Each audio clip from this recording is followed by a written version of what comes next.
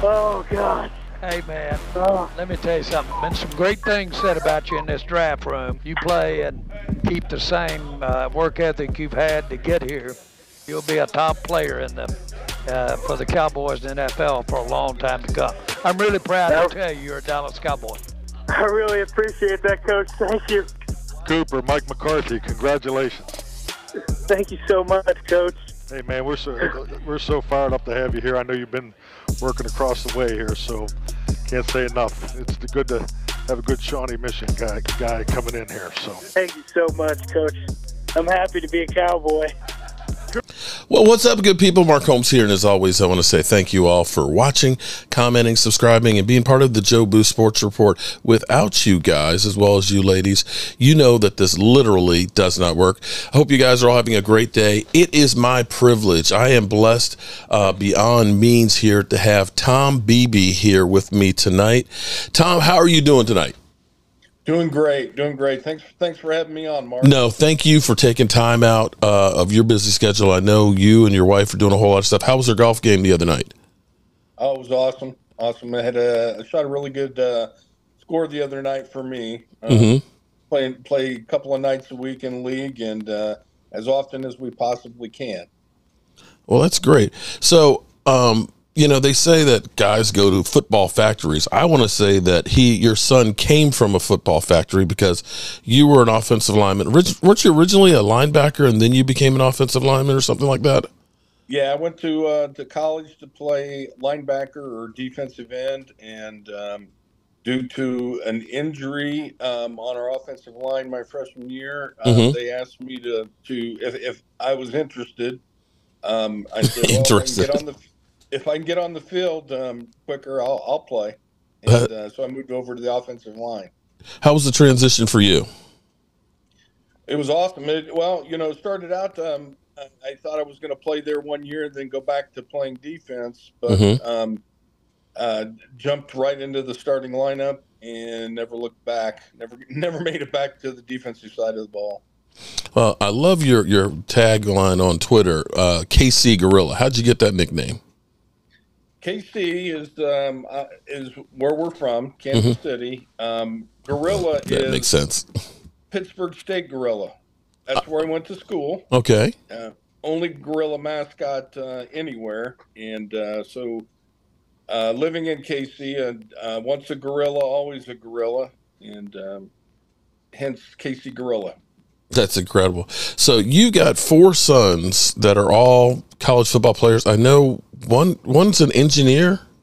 Yeah, one's an engineer. He didn't end up playing in college. Told me that in order to put in the work he needed to become an engineer, he didn't think he could do that and football at the same time. And I said, well, go be the best engineer you can. And he did it. So.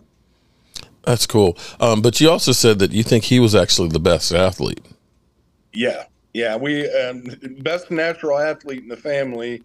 Probably not as dedicated to sports as the rest of them. Come game day, he was a gamer. He'd show up game day, but he wasn't much for practicing or whatever. He just came by it naturally. I think I heard something about that he kind of ruined it for everybody else because he was always like 150 miles an hour. Well, that's the oldest one. That's the old. Okay.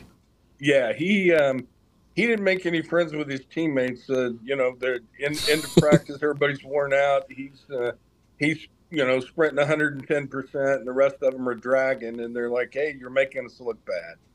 Okay, so you're from Kansas City. What was your team and what growing up, and what's your family team? I mean, were they Cowboy fans by any chance? Well, I actually grew up a Pittsburgh Steelers fan. Okay. When I was a kid, either you watched Pittsburgh games or you watched Dallas games, and that's the only thing we got every weekend. And the Chiefs weren't good enough.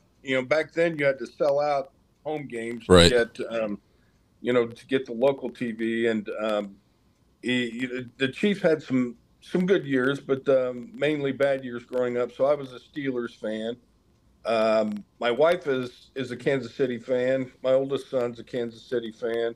Mm-hmm. Cooper grew up a New England fan. He was Okay. a Patriots fan. And Camden has always been a Saints fan. So did you push them into playing football, being the father, hey, this is what I did, I want you to do this as well? Or did they just gravitate and want to be like dad? They just gravitated and wanted. I mean, they wanted to play everything. And as kids, they played football, basketball, baseball.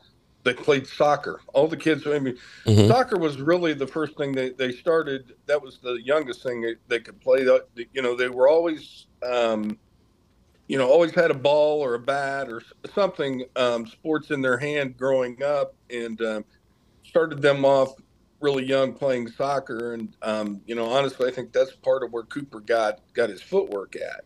Mm-hmm.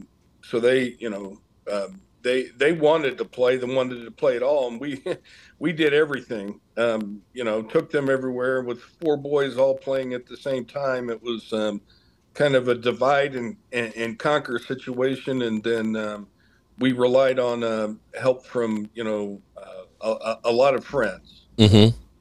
So he was nicknamed the Dancing Bear? Oh yeah. He has always had great feet and loved to dance to music and things. You'd turn on music and there'd be Cooper dancing and Mm-hmm. moving and enjoying. So we'll just cut. Don't worry about it. I can cut that out of there. That's not a problem. Okay, so great on his feet and loves to dance. Does he still love to dance? And can he dance? I don't know that he really enjoys getting out on the dance floor. He will, and he can. So he was known as the Dancing Bear, really good on his feet and things, likes to dance, but not quite as good or more concerned about it now that he's gotten older and things. So when he left high school, he was a defensive tackle, and he thought he was going to get the number 98, correct? So what happened in that situation? Well, it's interesting. I mean, he played both ways in high school, offense and defense, and he was set on playing defensive tackle in Mm-hmm. college, and that's pretty much where he worked out, went to camps, things like that. That's where he got 3 offers from Kansas State, Minnesota, and KU, and committed to Kansas State, and they took pictures, said, hey, you're going to be number 98, you come in, and he was all set for that. Mm-hmm. The day we showed up, went down to check out his locker, and on the nameplate it had number 50, and he looked at me and he said, what does that mean? And I said, well, that means you're an offensive guard. And I said, you probably ought to talk to someone. And so they, real quickly after he got there, what had happened was he had committed to Coach Snyder, who in the meantime retired and left, and Coach Kleiman came in, brand new coach, new coaching staff, and all along I told him, I said, I think you're going to play offensive line when you go to college, and he said no. He said, I purposely worked out at defensive line. That's where I got my offers. That's where I made the commitment. That's what I'm going to play. And when he got there, and they, kind of a similar situation to me, they said, we think you can see the field a lot quicker on the offensive line. And he said, well, if that's the case, let's do it. And they moved him day one. He didn't take a practice snap at defense. Wow. Okay. Yeah. Let me take you back, because when of course your kids are playing college football, did you ever think that they were going to become professional football players? No. If you think about it, there's 32 teams, 53 men on a roster. You're just shy of 1,700 guys. Right. And if you look all across every level of college football, I mean, it's a lot of players. Thousands and thousands of guys are there playing football. The odds are stacked against you. It's everybody's dream, but quite honestly, you know, I was never sold that somebody was definitely going to make it or whatever. I know that's what they were striving for, um, but it never really hit me till I think it was one of the years at Kansas State when he was playing tackle, Mm-hmm. playing left tackle, and he actually made all conference left tackle. But his oldest brother, we were at a game up at Kansas State, and his oldest brother, we thought he may play in the league as a fullback.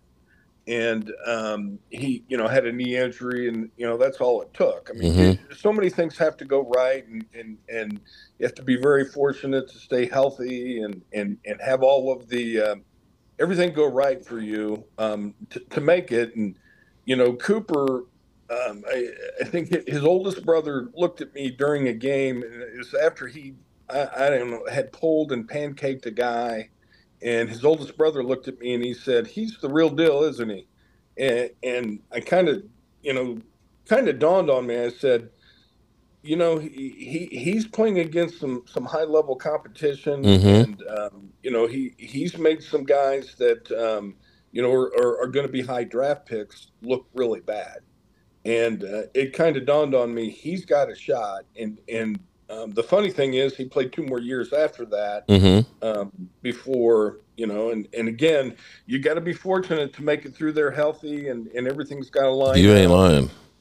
you know there are no givens.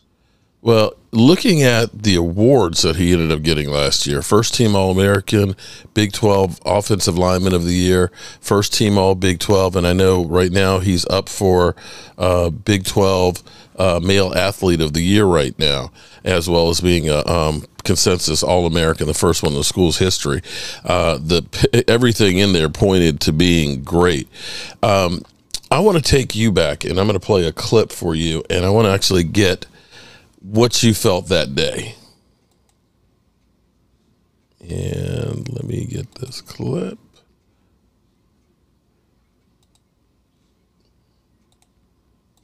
I know that it takes a lot of people to support him along the way. What has gone into putting this night together? Putting the night together, we've had a lot of support, but my wife has done a lot to pull this off, Yeah. to get everybody together here. But I mean, it's the build up from the time he was a kid, all the way through youth football, high school football, college football. It's a lot of hours, a lot of hard work, a lot of dedication, and just drive to succeed. Yeah. At what point did you, as a dad, know, hey, he might have a shot at playing professional football? It's funny, when it first hit me, as a dad, you're always critiquing them and, telling them what they need to work on, what they need to do better, all of that stuff. But I remember a game we were at Bill Snyder Family Stadium, and his oldest brother turned to me in the stands, and it was one of the plays he pancaked somebody, and his older brother looked at me with tears in his eyes, and he said, "Dad," he goes, "he's the real deal, isn't he?" Yeah. And I think that's when it hit me, and I think that was the year he was playing left tackle, and I think that's when it hit me, and I said, "I think he's got a shot." Yeah. So that day, it's the draft. Now, I'm up in Detroit.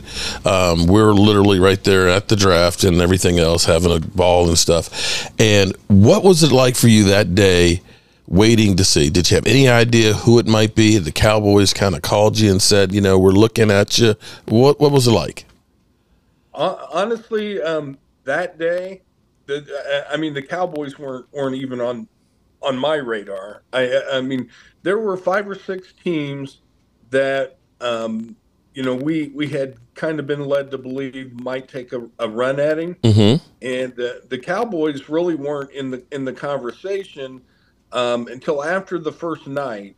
Duke Manyweather apparently had texted Cooper and said, "Don't be surprised if Dallas picks you to play center." And of course, Cooper didn't tell me, and we're watching the draft, and I'm looking at 5 or 6 teams that I feel like he has a chance to go to. They come and go, and we're watching the teams lined up on the bottom of the screen. And when his phone actually rang, quickly I'm looking, trying to figure out who's next, who's in line, who's going to be, and I didn't know it was Dallas until I heard Jerry's voice, and Cooper, had the volume up on the phone, and I think, it became deadly silent in the room when the phone rang, and the first thing you hear is Jerry's voice, and it's like, oh. Yeah. There it is, and it caught me by surprise. It really did. That it was Dallas, and it was thrilled to death. For him, for us as a family, there's. If he couldn't play in Kansas City, there's no place more convenient for us than Dallas. So we're going to see you in Dallas a lot this year, right? Oh, absolutely. I'll be at every home game. And here's what was funny to me. So we're literally in the crowd with, 300,000 people here. We're actually live streaming from the draft and stuff. And I'm going through and I'm getting pictures of Cooper and things like that. And the first thing I thought, because now you're old like I am, back in the day before, at least when I was in high school, you couldn't block with an open palm. You actually had to have, and you probably know the same thing. You had to use actually your fist. And so we ended up wearing, gloves and forearm pads and elbow pads, and we were really padded down, the Peter pad around your neck. And when I first saw pictures of your son Cooper, his shoulder pads just look so tall that his neck is dropped in there and his helmet looks so big. My first response was, he looks like Juggernaut. When you see some of the poses out there, he looks like he's ready to just run you over. And so that's my nickname for him, because I look at center, that is the key. Most people don't. People think that an offensive lineman is just an offensive lineman. He's a big guy just hitting other big guys. But for me, that center is key because everything is called off of it. Do you think it's going to be a tough transition for him to be center? The thing is, as an offensive lineman, where you're going, and you get, from the snap, you get to that position to cut that guy off. Mm-hmm. So where you're going before he does, and you've got a bit of a head start. Well, as a center, the first thing obviously you still know where you're going, but the first thing you got to make sure is that snap's good. Yeah. You can't take off too early. If you're going to the right and you take off and all of a sudden the snap is high left, or vice versa, you're going to the left and you're launching at high right, you can't do that. So that to me is probably the biggest adjustment. One thing, and we were talking a little bit about this last week. Mm-hmm. One difference that he has. And I don't know if you've taken a close look at the way they were outfitted at Kansas State, but they had ankle braces, they had knee braces, they had all of that, and I'm not sure, how those guys moved like they did. Mm-hmm. But he won't have the ankle braces and won't have all that. I think that'll make him a little bit more agile, he's going to need that because, like I said, you got to make sure that snap's right before you move and get to that spot. And that's probably the biggest adjustment he'll have. And I think the snapping will take care of itself. Mm-hmm. It's just the quickness to get to that spot, beat that guy, and get into the position you need to. Everything after the snap, he's still got, and he's got, I believe he has the skill set to do it. He's got great hands. When he punches you, you've been punched. Mm-hmm. He's got really, really heavy hands, and good footwork, and again, pretty strong lower body. Mm-hmm. And I think he, the anchor to play center, he's got all the attributes. It's just putting together that first and second step after getting that snap that he has to work on. Well, he's definitely being compared with Travis Frederick. He's got the beard and stuff going, which definitely helps him as well. One thing I noticed about him, and I actually love this, when the Cowboys were doing the kids coming to the Star and working out with the players and things, what I notice about him in every interview I've seen him, he's always got this big smile on him. He just seems like he's really, really happy. And it reminds me I've done a lot of work with Calais Campbell, and Calais Campbell's like 6'8", about 330, and working with kids and everything else, he's always got this big smile on it. until he gets on the field. Does he have a switch that literally goes on when he's playing football? Yeah, on the field, off the field, he's a completely different guy. And, I'll be honest with you, as a kid growing up, he was always mild-mannered, gentle. Mom called him, her big teddy bear and this and that. His personality on the field and off the field are completely different. The smile on his face, he's always, off the field, he's like that. He's loves being around kids, joking, having a good time, stuff like that. But when he gets on the field, he's all about business. And the funny thing is, you hear some of his teammates talk about the things that go on during a game. And as an O lineman, I mean, you know what it's like in the trenches, and the talking back and forth, the extra shot here, the extra shot there, that right. Stuff. I mean, he gets pretty mean at times, between the lines, but off the field, and I don't know what it is, but yeah, it's like an on-off switch, because he comes out of a game and it's completely different personality. Okay. And he definitely likes the contact, because as he puts it, he likes to dirt you. Now, I don't know how much dirt he's going to get on that turf at AT&T, but he can definitely get the ground up tires and stuff on it. So any concerns about him going into the NFL when you start looking at, have you been to Dallas yet? Oh yeah, I've been to Dallas. So Cooper, interesting thing, Cooper's 3-0 in AT&T Stadium. Oh, that's good to hear. Yeah. He played in the International Bowl there. We beat Japan there. He beat Stanford there to open his junior season, so I don't remember. We beat Stanford in a game to open the season there. Then we beat TCU in the Big 12 championship there. So we've been to Dallas. The interesting thing, and I've been in there a number of times. My oldest son played International Bowl there also. So make our way through Dallas a lot. Okay, well, that sounds fantastic. Well, he's got some big shoes to fill with Travis Frederick. That's been a big hole in the Dallas Cowboys offensive line. I like Biotish a lot, but it seemed like taking on bull rushes seemed to be his bugaboo, and it seemed like he got pushed back into the quarterback's lap. Looking at some of the film of your son, he seems to really just have that motor. He's another nickname for him, the Bulldozer? Well, some guys have called him that. I don't know that that's really, something that we'll stick with the dancing thing. Well, I'm looking forward to definitely seeing him on the team, and I'm going to be headed out to training camp, probably the second week of training camp, and definitely going to be looking for him. And I hear that you are a Captain Morgan's fan. Oh yeah.